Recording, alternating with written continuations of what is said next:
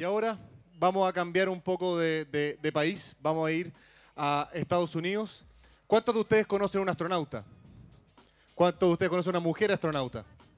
Bueno, esa es la persona que le queremos dejar, una persona con un carisma, una cercanía que nos ha impactado también a todos nosotros. Lleva 10 años en la NASA, ella viene directamente los últimos 10 años en la NASA y es la primera mujer astronauta afroamericana. Con todos ustedes, Yvonne Cagle.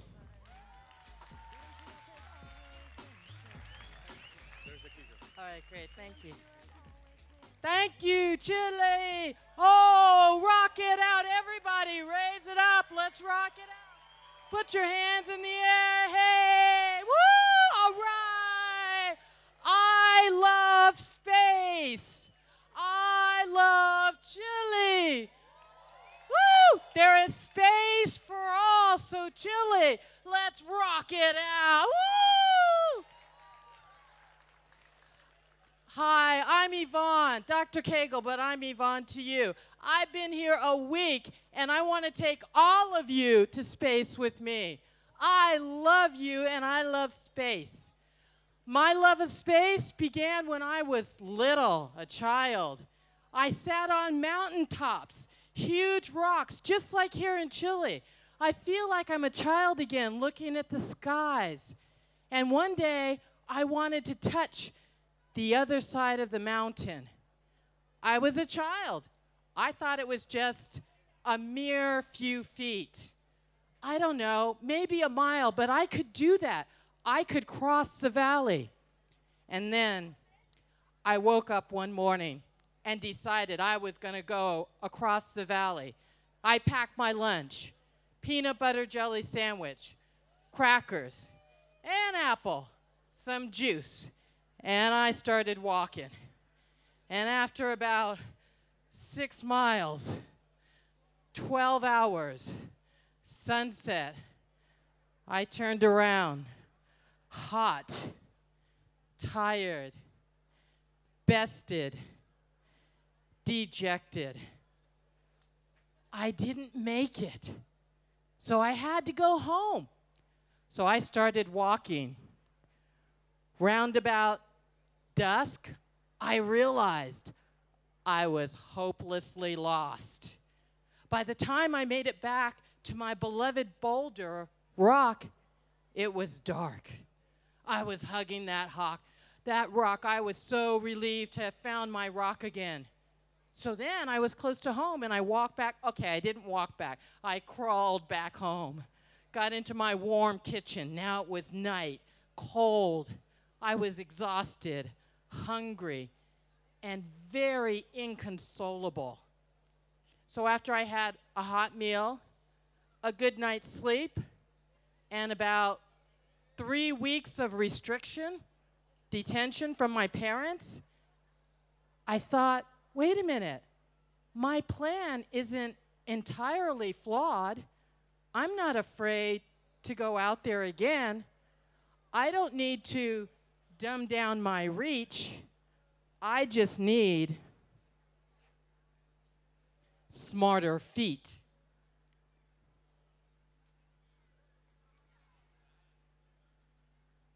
Ah, yes, these are my feet. Next time, I'd try a tricycle. Didn't work too well. I got 6 miles in 3 feet. Then I figured I was 12 years old, and I saw Neil Armstrong walk on the moon. That's what I needed to get to the other side of the mountain. A rocket ship. That should work. But I became a doctor along the way and realized, you know what's better than a rocket ship?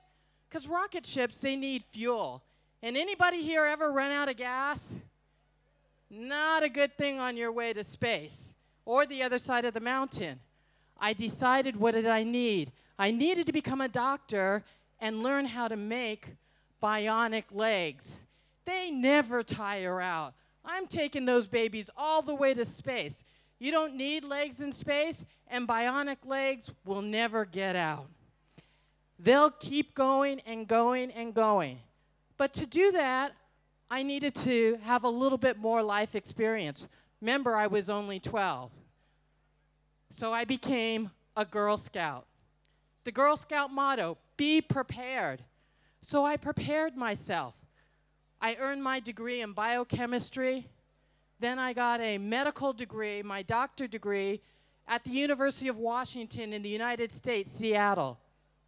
After that, I paid my time back as a flight surgeon. That meant I flew in all of these high-performance jets, F-111s, F-15s, F-16s, F-18, helicopters, air-to-air refuelers, C-141, C-5, medevac, anything going to altitude, I wanted to be in it. I'm so excited. I've got to curb my enthusiasm and slow down.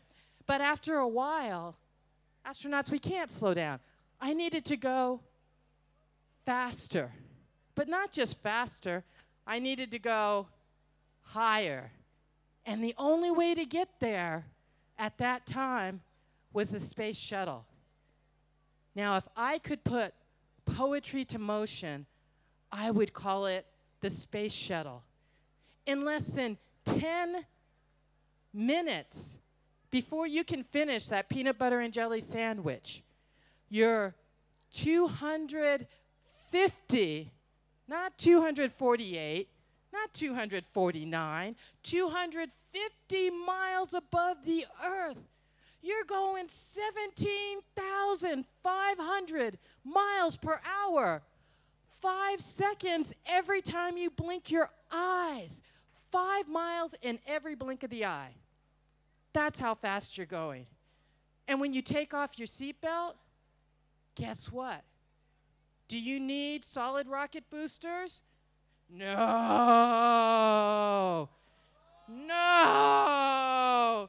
Do you need main engines? No. You're in space. You're floating. You're weightless. Awesome. So I became an astronaut and a doctor of space. And you know what the next lesson that I learned was? Space is absolutely amazing. There is nothing like space on Earth. But I did find out that in space, as a doctor, you can still lose heart. You can, really, no.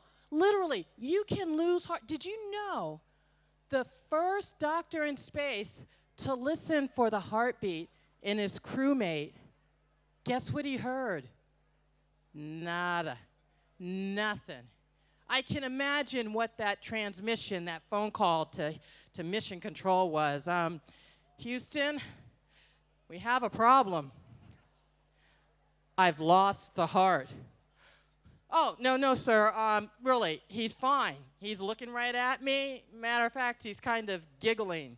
He's laughing at me, but I can't find the heartbeat. My gosh, he was beside himself.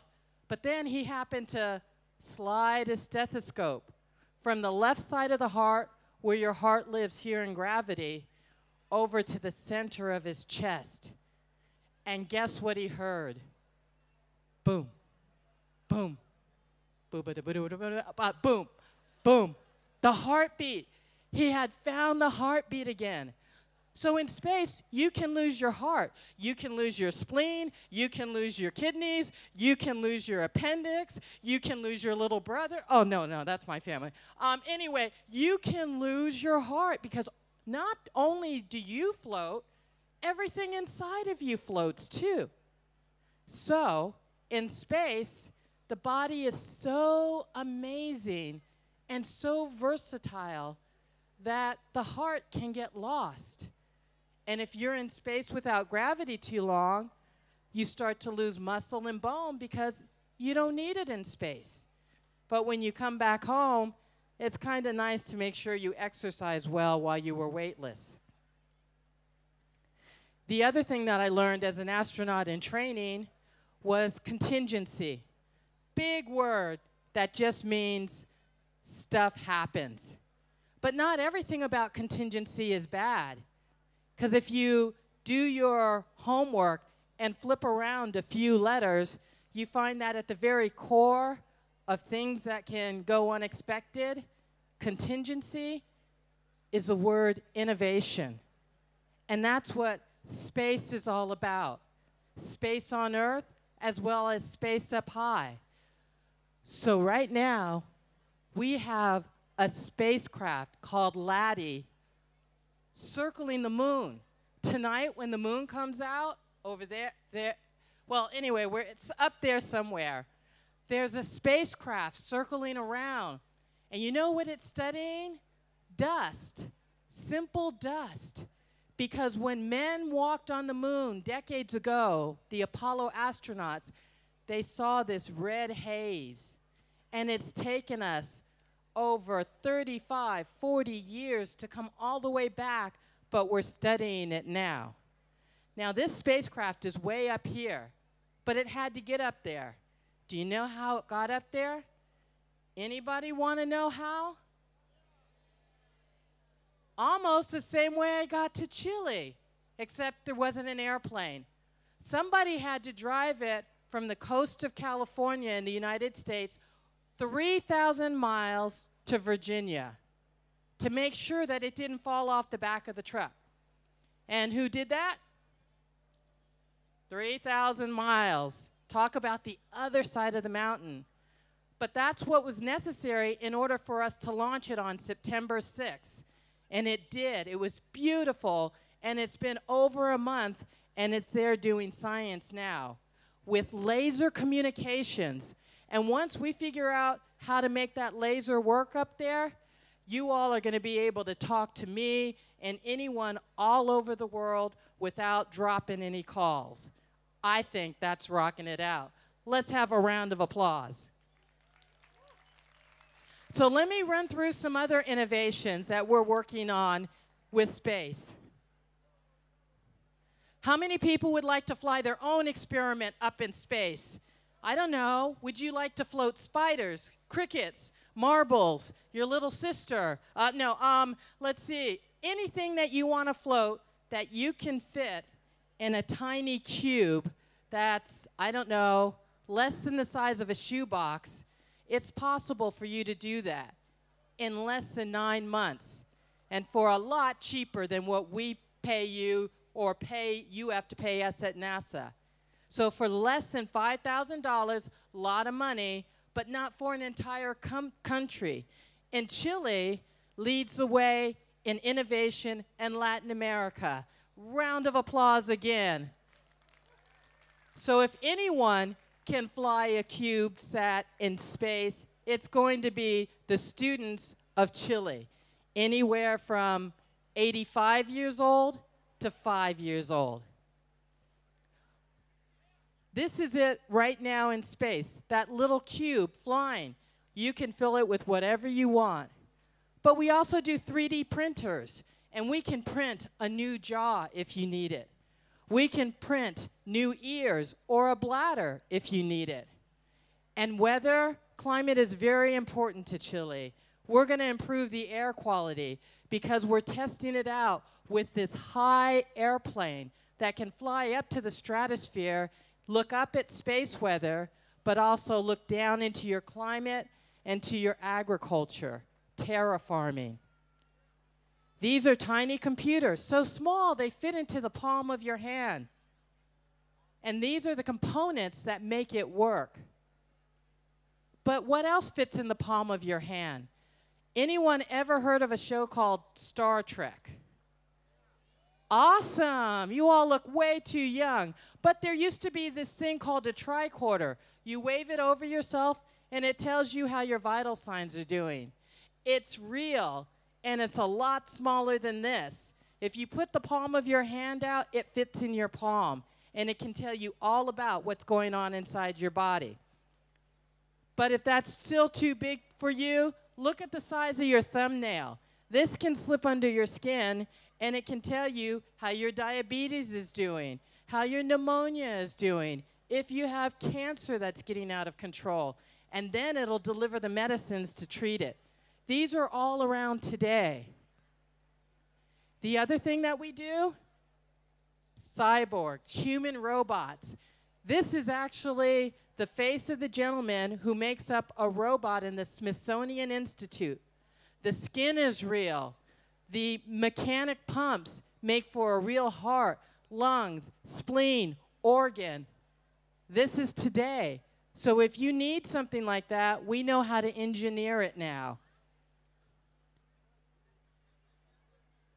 And then suspension exercise. Anybody want to be weightless here in gravity without going to space, but you still want to float? Suspension exercise. Keep an ear out. It's a way to float in gravity.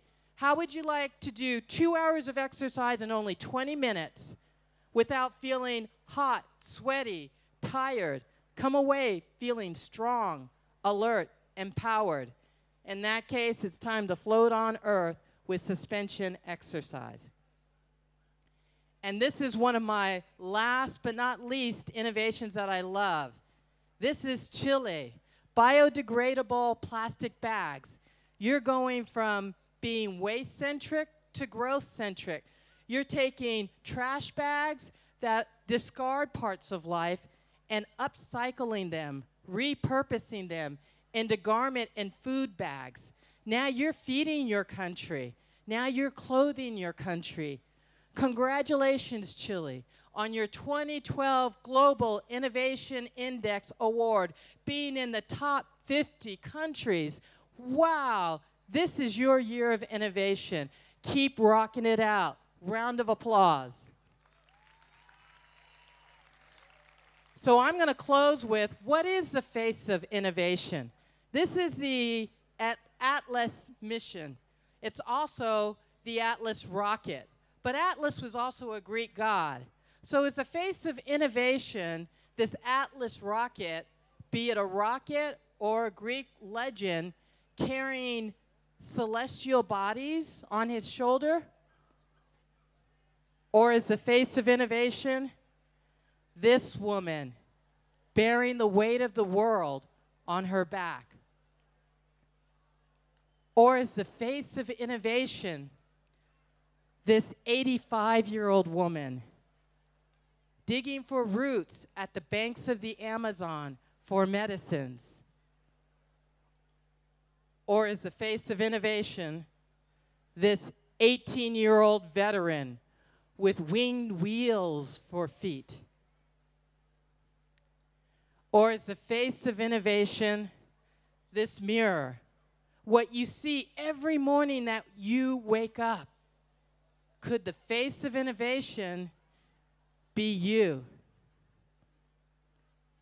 So innovation is where it's happening.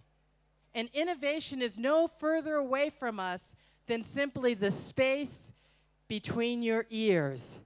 Somebody told me that he didn't think of his brain when he saw that. He thought of his music. So what would you fill the space between your ears up with if you could innovate anything? So when it comes to innovation, just remember, when you innovate in a world that knows no boundaries, there is always space.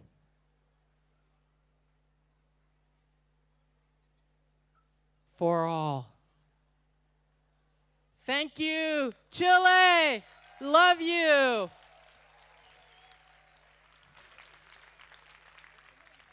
Thank you. Más grande.